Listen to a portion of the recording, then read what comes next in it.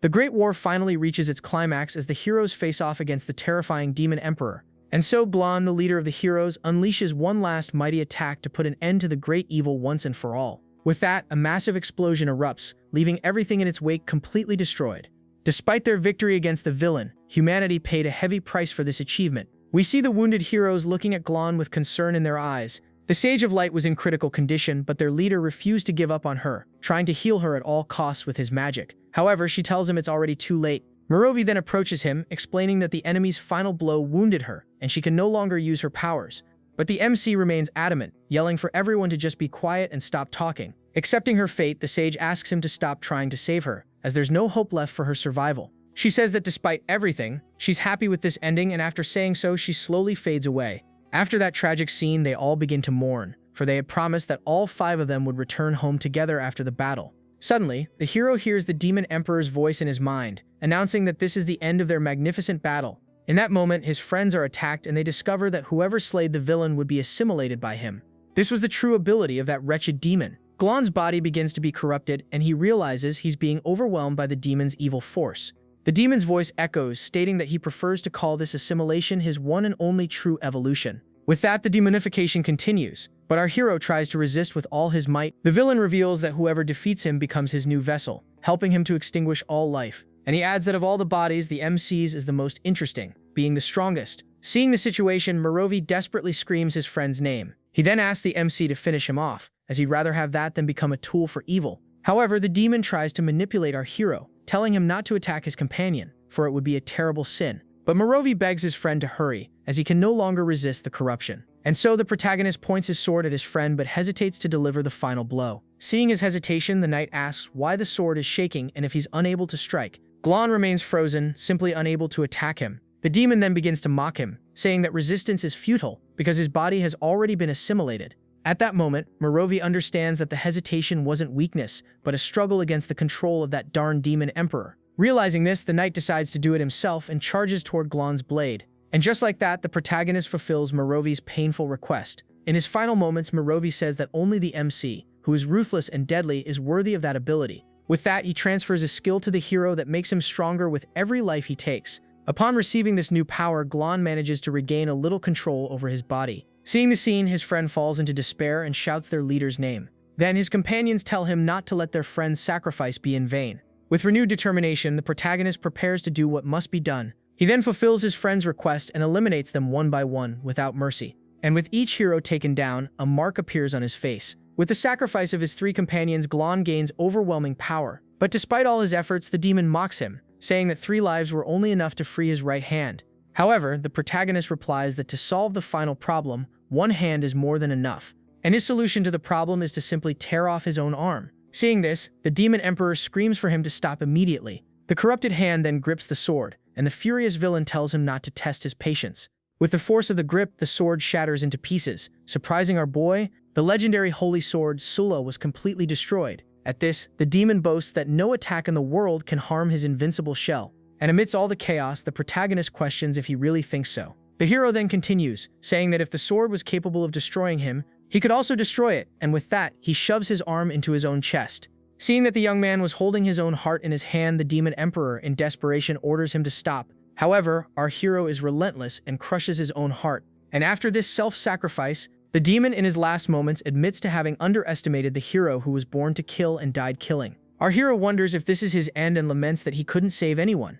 With a look of sadness and regret, the protagonist accepts his final destiny and says, "What a shame." Then 5 years pass, and at that very same location, on top of a platform, a group of demons is gathered, one of them saying he doesn't know what's going on. Another responds that he was only told to bring 4 humans and 1 demon, as today is the 5th anniversary of the Emperor's passing. The ritual leader then proclaims that this year's memorial will ensure the new generation never forgets the Demon Emperor's sacrifice. With that, he announces the start of the ritual, and the first step is to sacrifice the 4 pure offerings. The demon then finishes off the humans who were tied up. Immediately after, the other demons viciously swarm what's left of the offerings. And after that, the ritual leader declares that now they will honor the Emperor with demon blood. And to everyone's surprise, the demonic offering is our protagonist, tied up and hanging. Slowly, the hero regains consciousness and wonders where he is. He's completely confused, as the last thing he remembers is passing on to the other side. But the monster notices he's awake and tells him to be quiet, calling him scum. Our hero is still weak and disoriented, not understanding anything that's happening. The bug then calls him the weakest demon of all, and Glon is left baffled as to why. And the demon continues, saying that being a sacrifice is the greatest honor he'll ever have in his life. He then launches an attack toward our hero's neck. However, Glon was quick on his feet and dodges the blade. But despite his efforts, the blow hits his arm. Furious, the monster tells the boy to stop squirming, saying he's ruined everything. With that, the hero finally breaks free from the vines that held him. The bug is surprised and wonders if that wasn't on purpose. Then Glon glares at him and asks if the half-breed demon doesn't recognize him. At that moment, the creature breaks into a cold sweat and stammers, unable to answer properly. And upon seeing that terrifying aura, the monster finally recognizes him and screams Glon's name. We then see a flashback to when the green monster was on a warship. Back then, he was just a rookie and was ordered to row in the back. The bug then ran with the other slaves while someone shouted for them to put their backs into it, as the four lords were watching. Suddenly, the enormous demonic fleet is stopped by a single human, and this human was on a small raft, ready to face the entire demon fleet. That man was Glon, the legendary demon-slaying hero. At that, the Demon King appears and orders his entire army to advance on the hero. Glon then draws his sword and prepares for the battle that was about to begin. After the battle, the green monster looks at the carnage and realizes everyone has been defeated. He was the only survivor besides Lord Shu who managed to escape the massacre with his life. The battlefield was in chaos, with 3 powerful demon kings defeated by the lone hero. Even wounded and covered in blood, the protagonist showed no signs of weakness. He stood firm amidst the storm and the destruction he himself had wrought upon that place. And remembering that massacre, the green creature becomes utterly terrified of the young man. But the poor bug doesn't have much time to think, as our hero had ripped its head off. He then realizes he has resurrected, and that his ability has been reset to level 1. Seeing this, the other demons shout to kill him and all charge at him at once. Glon then grabs the bug's blade to use against them. With a single swing, he defeats all the demons that attacked him without any difficulty. And by defeating 9 of them, his ability rises to level 9, but he barely feels a difference. The last remaining monster is terrified upon seeing the young man's overwhelming power. In an act of desperation, the creature starts to flee, but our hero easily strikes it with the blade, pinning the demon to the ground. The creature then screams in desperate pain, begging for the young man to let it go. After the battle, the protagonist approaches the victims' bodies and covers them with a cloth. He kneels for a moment, reflecting on everything that has just happened. Soon after, the hero stands up and tries to use a healing spell he knew, but suddenly, his arm begins to transform and he wonders why his hand looks like that. His hand now looks like a monster's, and the hero is completely shocked by the transformation. He looks at the fallen demons on the ground and still can't believe what's happening. He then collapses to the ground in denial, and he finally understands that he didn't resurrect but reincarnated in the body of a demon. Horrified, the hero covers his face and calls the demon race disgraceful. He continues to lament having been reborn as part of this filthy race that he hates so much. With a cry of fury, he says that their only value is to be killed by his hands.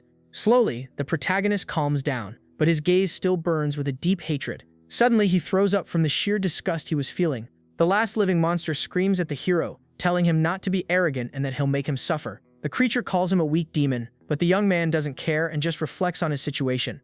Seeing this, the monster thinks he's a coward and that a good scare will snap him back to normal. However, in the blink of an eye, the protagonist lunges forward and attacks the creature without hesitation. And with a single blow, he defeats the last demon remaining in that place. With this, he realizes that even in a demon's body, he can continue killing his enemies. So, with a wicked smile, he accepts his fate and wonders what he has to complain about. The hero remembers that 5 years have passed since he departed along with the demon emperor. And so he decides to first find a place to stay and then investigate the current situation. While climbing a cliff, he sees the skull of a giant troll he once faced in the past. And he realizes that the demons have built a fortress inside the creature's skull. Round Mountain was actually the skeleton of the giant monster he had defeated. Next, the young man finds a cave he used as a shelter and realizes his memories are correct. Upon entering, he sees no signs of demonic activity and decides to use the place as a hideout. With that, the protagonist lights a fire to warm himself and rest for a bit. Sitting by the fire, the protagonist is alone with his thoughts in the darkness of the cave. With a serious and pensive look, he reflects on his past and what led him here. To pass the time, the hero begins to carve a small wooden doll with his claws. This reminds him of the happy moments he spent with his former teammates. He also recalls a time when Faye made him a grass skirt to wear. On that day, his friends couldn't contain themselves and burst out laughing at his outfit. And even after all this time, he still remembers every detail. Back in the present, a deep sadness overcomes the young man. He then carefully holds the small wooden statue he made of his companion Faye, and delicately, he places the figurine next to the others he had already finished. In a short time, the protagonist finishes carving all 5 of his teammates. Looking at the figurines, he fondly remembers that distant time. However, upon picking up his own figurine, he is filled with regret. Angry with himself, he crushes the doll in his hand with all his strength. And in an act of contempt, he throws the remains of the figurine into the fire to burn. The flames consume the wooden figurine, symbolizing the end of his former self and the birth of a new being. Our hero then thinks about how many lives have been ruined by demons in these past 5 years. Suddenly, a headache hits him, and he begins to receive the memories of the demonic body. In these memories, he sees that the original owner of this body was constantly bullied by other monsters. The former demon was a servant of Round Mountain and was forced to do manual labor all day long. Seeing the memories, the protagonist is surprised, as demons now practiced agriculture. He also discovers that they had an educational system, with teachers instructing the younger ones. One of the students even complains about too much theory and asks his master for a practical lesson. With this, Glon is shocked to realize that demons now even had schools. He remembers that the monsters were just tools of war, created to kill and destroy everything. But in just 5 years, they had developed a civilization and settled across the entire continent. The young man then blames himself for everything, saying that if he had been stronger in the past, none of this would have happened. So he swears that in this life he will become stronger than ever to fulfill his vow to annihilate them. And thanks to the new memories, he discovers the location of the recruit training camp. Our hero then arrives at Round Mountain's training camp number 2. There, a red demon explains the current state of the continent of Solace to the recruits. The protagonist observes everything attentively and begins to understand the current situation. In these 5 years, the demons have established 5 courts and continue their war against humanity. Next, the instructor changes the subject and starts talking about talent marks. He explains that these marks are innate abilities that all demons are born with. But to use these abilities, both humans and demons consume an internal power. The strength of this power is shown by symbols ranging from 1 to 6 marks. The demon then boasts that he is a 2-mark warrior, and that the rookies are in for a world of hurt. At this, our hero notices that he also has only 1 mark and needs a chance to test it. The instructor reveals that the main milestone is reaching 2 marks, as it awakens one's ultimate technique. Suddenly, the crowd of demons begins to part, making way for someone. A monster then shoves the others aside, shouting for everyone to get out of the way. Then the camp's genius recruit appears, carrying several helmets on his belt like trophies. The rookie approaches our protagonist and insults him,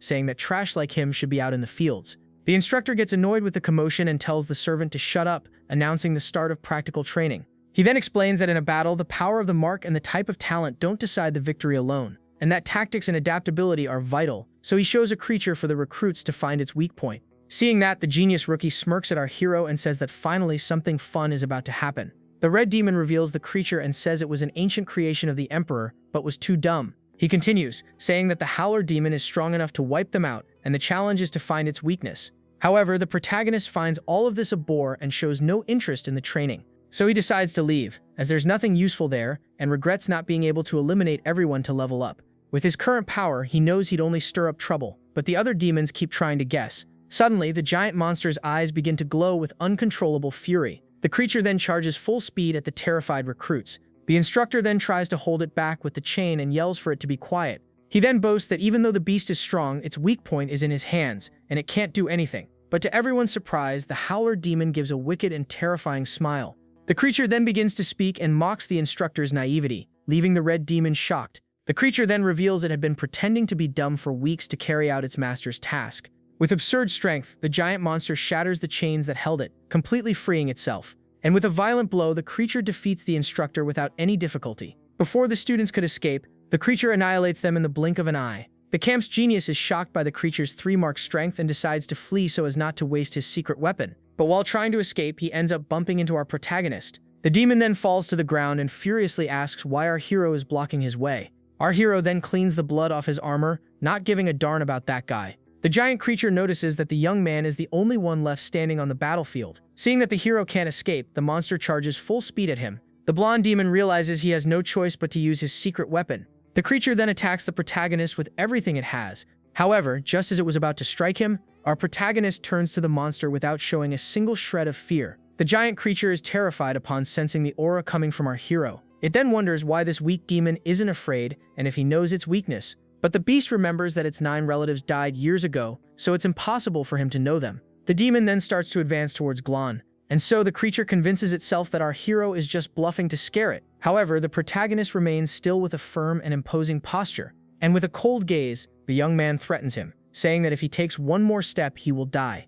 The giant beast scoffs at him and says it will show its true authority to the young one. At this, the monster uses its primordial power and charges full speed at our hero. However, the protagonist stood his ground, not moving an inch. The creature then advances at high speed, but instead of charging to attack our hero, it chose to flee, deeming it too risky to fight a hidden master. The blonde demon is in shock and asks if the beast really fled from that battle. Without a word, our hero simply extends his hand toward the other recruit. The genius wonders what he wants but thinks he can't get close to a servant like him. The genius can't believe it and suspects it's some kind of trick from the young man. But our hero simply rips a piece of cloth from the demon's clothes. He then uses the piece to wipe the blood from his hand. Furious at the humiliation, the demon curses our hero, calling him a filthy farmer. The other surviving demons approach and ask how he scared off the beast. A green monster pressures him to confess, but Glon says he read a human tactics manual. They are shocked to learn he read a book by Garen and decide to hunt the creature. Our hero then smiles and thinks that those beasts have excellent vision, and they're all going to meet their end. Seeing this, the blonde demon gets annoyed that everyone is taking a servant seriously. His lackeys then show up and ask if he's okay, but the genius hides his fear. He then orders his 5 followers to trail the young man and eliminate him in a humiliating way. With wicked smiles, the 5 demons accept the order and prepare for the attack. Meanwhile, our hero walks alone and the henchmen decide it's time to act. Suddenly, the 5 demons emerge from a mist and completely surround the protagonist. The group's leader shouts for everyone to hurry and not lose sight of him in the mist. One of the henchmen mocks the young man and uses snakes to find him in the mist. The group's leader then orders everyone to split up to find our hero. Suddenly, one of the henchmen screams for help, having been bitten by one of the snakes. With that, the venom spreads rapidly throughout his body, causing terrible pain. And just like that, the henchman simply explodes, releasing all the poisonous gas onto the other demons, who start screaming in pain and cover their eyes. They then realize that the venom in the smoke is very powerful. But amidst all the confusion, the protagonist's silhouette appears in the green mist. Our hero thinks he'll use these 5 monsters to test his new talent mark. With that, he activates his ancient serpent bloodline and uses thermal vision in the darkness. He also discovers he can concentrate power in his arms to create snakes and attack. The remaining demons panic, and our hero likes the flexibility of his new power. The group's leader then transforms his arm into an axe and lets out a furious roar. But our hero maintains a calm and serious expression, unfazed by the situation. The last 2 demons glare at him and say that without the mist he's nothing, and is finished. With that, the red demon begins to concentrate his power, and then he uses his secret technique and starts striking some ridiculous poses. His companion is completely impressed by those moves. Seeing all this, our hero finds it completely ridiculous. Then, with his single arm, the young man utterly humiliates the red demon. Seeing this, the remaining demon is completely terrified and breaks into a cold sweat. Desperate, the monster kneels and begs for his life, but our hero asks for a reason, and the demon says he was just following orders. However, the young man isn't convinced and says that's not enough to spare him. In an act of desperation, the creature offers to lead him to its master's secret cave. Our hero then remembers he needs treasures to evolve his serpent bloodline. With that, the demon guides him to a waterfall and says they're almost there. Arriving there, the henchman points to the waterfall and says the treasure is hidden there. But suddenly, our hero grabs him from behind, leaving the monster completely terrified. And without mercy, he uses him as a shield, as the cave is filled with deadly traps. Our hero then looks at the fallen demon and simply thanks him for the information. With that, he enters the cave and finds a small chest at the bottom of a dark and deep pit. Meanwhile, at the top of Round Mountain, an important report is being delivered. A demon informs his leader that a beast caused havoc but was scared off by a servant. The mysterious woman then smiles and finds the whole situation very interesting. This is Bone Crusher, the fearsome leader of the Round Mountain territory. Back in the cave, our hero picks up the small chest and wonders why that's all there is. But as he opens the chest, a furious voice shouts for him to drop it immediately. Suddenly, the camp's genius appears and snatches the chest from his hands at high speed. The demon charges at our boy. However, Glon easily dodges and strikes the guy's leg. The demon is then shocked by the young man's strength and understands why his henchman failed. Seeing he can't fight head-on in that tight space, he decides he needs to flee. With that, the blonde demon retreats and flies out of the cave to escape our hero. Using his wings, he flies away with a look of fury for having been humiliated. Upon leaving the waterfall, the protagonist realizes the fugitive is another aviary demon. He then exits the cave and thinks for a moment. The young man remembers the hatred he feels for this race of winged demons. With that, he decides he won't let that monster get away under any circumstances. So the hero sprints to chase his enemy. With a deep hatred, he charges forward, saying that this is the race that most deserves to die. Our hero then finally catches up to the miserable wretch and holds him tight. The two then begin to fall toward the ocean. But even in free fall, he continues to attack the genius relentlessly. The winged demon can't react to the blows and takes a serious beating from our guy. However, the demon manages to recover and throws our boy with full force toward the water. The protagonist then manages to land smoothly and prepares to attack the demon again. The fugitive then mocks him, saying he was unlucky to fall into that lake. Suddenly, a strange creature emerges from the water right in front of him. With that, several mysterious creatures surround him from all sides. The creatures then charge and begin to bite our hero's entire body. The winged demon scoffs at him and says he'll enjoy watching him be eaten down to the bone. He reveals that the lake was made from the bile of a powerful demon from the past, but our hero doesn't give up and bites one of the creatures with all his might. Even wounded, he continues to fight with unshakable determination. The young man continues to battle the swarm of creatures without showing any weakness. The protagonist's strength surprises the winged demon, who watches everything from above, but he scoffs, saying it's just farmer's strength and that the bugs are endless. So, our hero decides to use his serpent bloodline to turn the tables.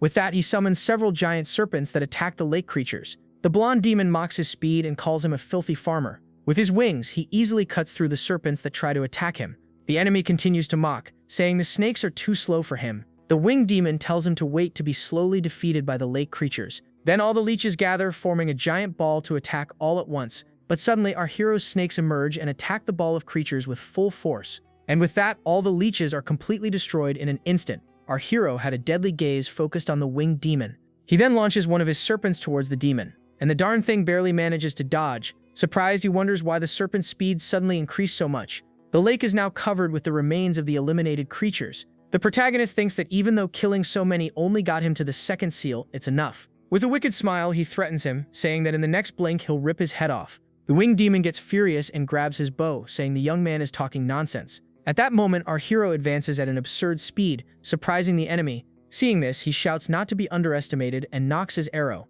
He then reveals it's a magic arrow from Lord Shu that fate saved for him to use. With all his strength, he fires the purple magic arrow toward our hero. The winged demon then smiles confidently, believing his victory is already guaranteed. But to his surprise, the protagonist intentionally doesn't dodge the attack. Suddenly, several snakes emerge and wrap around the arrow. But the impact of the attack knocks our boy into the lake. The snakes then begin to swarm around him, forming a huge ball of serpents. And after that, Glon slowly sinks into the lake. Seeing this, the blonde demon is confused and wonders if the deadly arrow managed to finish him off. Suddenly, a pink-haired demoness appears and worriedly asks if her brother is okay. He says everything is fine and that he just dealt with a thief who wanted to steal his things. He then picks up the small bag of treasures and hands it to his sister, saying it's to treat her eyes. Meanwhile, our hero absorbs the arrow's power and wonders why his body is sucking it in. The arrow's power merges with his serpent bloodline, creating a new energy. And upon absorbing all the power, he finally understands what's happening to his body. The purple thunder arrow was a rare sacrificial treasure that floated in his mind. He understands that his body's craving for the treasure triggered his awakening, and he smiles at his serpent's greed. And with that, he awakens the slaughtering power of his ancient serpent bloodline. Thus, he manages to complete his first serpent evolution thanks to the arrow's power. At this, an explosion of purple energy begins to emanate from our boy. On the shore, the two winged demons think the young man has sunk and passed on. The blonde demon then wipes the blood from his face and says they can finally relax. But suddenly, the sky darkens, and a lightning bolt cuts through the darkness. With that, a heavy rain begins to fall. The two siblings then look at the sky, not understanding what's happening. The sky is then covered by dark clouds and purple lightning. The blonde demon recognizes that energy and says it's a wild black thunder. With that, the lake begins to glow with a purple light and bubble intensely. Suddenly, a gigantic explosion of purple energy erupts from the lake with full force. The sister then shields her brother as they are both hit by the explosion's shockwave. The sister says something jumped out of the lightning, leaving her brother completely confused. She then points to a rock in the middle of the lake with a frightened look. There, a mysterious figure stands as a purple lightning bolt strikes it directly. The blonde demon is shocked and can't believe what he's seeing. The figure then reveals itself to be our hero in a new, powerful, and terrifying form. Seeing this, the two siblings are utterly terrified, not knowing what to do. Meanwhile, the sky continues to be cut by more purple lightning and thunder. In his new thunder form, he says he made them wait for his departure. The blonde demon charges furiously, but our hero simply says it was his mistake. In the blink of an eye, our boy dodges, leaving the winged demon surprised to see such speed. However, without wasting time, he lunges at the MC again. The power of the thunder then hits his wing, shattering it into pieces mid-air. He holds the broken wing and thinks this level is too low to test his new abilities. With that, he fires a beam of energy that hits the demon, throwing him into the water. Seeing her brother defeated, the demoness screams in desperation amidst the heavy rain. She starts running worriedly towards her brother. Meanwhile, the blonde demon laments being weak and unable to protect his sister. Worried about her future, he fills with determination and releases a golden energy. With a roar of fury, the winged demon unleashes all his power in an explosion of light. Our hero watches everything with a look of disdain. The blonde demon then reveals his new form, covered in golden feathers and a powerful aura. Seeing this, his sister is moved as he has finally awakened his authority. She then says she won't let him fight alone anymore and prepares her eye power. With that, the demoness summons a giant monstrous beast to fight alongside her brother. The two siblings then shout together and prepare for a devastating combined attack. The demoness fires a shower of golden energy arrows at our hero. The protagonist prepares to attack them and charges full speed at the darn guy. He masterfully dodges all the arrows and lands a direct hit on the winged demon. The blow was so strong it sent him flying. The giant creature then takes advantage of the distraction and tries to devour our hero, but Glon quickly attacks the creature with his serpents, and in the blink of an eye, that giant creature was defeated. Seeing this, the winged demon thinks this is his chance to finally turn the tables. The wretch gathers all his strength and launches a powerful drill-shaped attack toward our protagonist. However, it was nothing for our boy, who defends himself with ease. The sister then uses her reinforcing gaze to strengthen her brother's attack. With that, the beast joins the attack, creating a devastating Cloud Weaver storm. The enemy shouts that this attack cannot be blocked as his hearing is fading, but our hero prepares an even stronger counterattack and says not to be underestimated. He then unleashes his Abyss Storm, which deprives his opponents of their senses. The blonde demon is hit directly and falls into the water, completely defeated by the technique. He hands the treasure to his sister and tells her to run, but the girl refuses to leave him. The blonde demon clutches the bag of treasures tightly amidst the heavy rain. Our hero then approaches and steps on the demon's hand to take the bag back. On impact, the bag opens and several human eyes fall into the water as he begs for them back. He questions how many innocents lost their eyes for a problem a simple healer could have solved. Amidst the rain, one of the human eyes floats in the water in a dramatic close-up. Desperate, the two siblings say they don't want the eyes anymore and beg for mercy. Our hero then turns and says he will ask the two demons a single question. He then asks if the victims begged for mercy when they tore out their eyes. Shocked by the question, the two siblings can't say a single word. With a cold gaze, the protagonist demands a direct yes or no answer. The two demons remain silent, lacking the courage to answer the question. The demoness then simply replies that she doesn't remember any of it. He realizes that even with civilization and emotions, the essence of demons hasn't changed. The protagonist reflects that they just started hurting others for their own benefit. Angrily, he bites the apple and concludes that for them, taking the lives of others is a natural thing. Our hero thinks his new thunder form is the biggest gain he's had so far. However, he realizes the transformation consumes a lot of power and can't be used any time. Elsewhere, some demons find the siblings' bodies and call their boss over to see foul. They discover the two were eliminated by a lightning strike quickly and violently. The leader then appears and says it seems an unwelcome guest has arrived in her territory. Meanwhile, the protagonist watches everything, hidden behind a tree in the forest. The woman then declares she will personally investigate any mysterious cases from now on. Later, we see our hero disguised as a farmer, walking peacefully through the forest. Suddenly, the territory's leader appears before him with a serious and intimidating gaze. She questions him, and he replies that he was looking for some wild berries to plant. The woman then recognizes him as the farm slave who scared off the beast during training. With that, she shoves him, saying she has something more important to do now. The demoness throws him to the ground and steps on him, ordering him to find good berries for a pie. The lucky guy is pinned to the ground, not understanding what was happening. She then leans in and threatens him, saying that if he fails, she'll turn him into a tasty dish. If you want the next part, leave lots of likes and comments down below, and don't forget to hype the video, it'll help a lot.